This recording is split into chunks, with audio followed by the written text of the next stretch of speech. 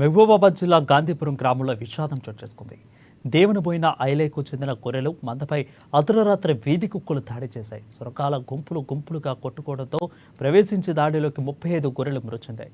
ఇక గొర్రెలు మృతి చెందడంతో తనకు లక్షల్లో నష్టం వాటిల్లిందని, ప్రభుత్వం తనను ఆదుకోవాలని సదరు యజమాని కన్నీటి మున్నీటి పరిమితమయ్యారు.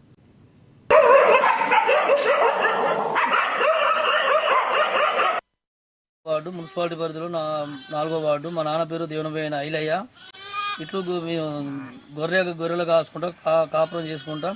ఆయితోటి మేము జీవిస్తా అంటే ఇవి నైటు తెల్లరి గట్ల 5 గంటలకు వచ్చి గొర్రెల గుడుపుకుంటా అంటే ఆ పిల్లల గుడుపుదానికి వచ్చాక కుక్కలు మొత్తం దాడి చేసి 35 పిల్లలని చంపేసినవి.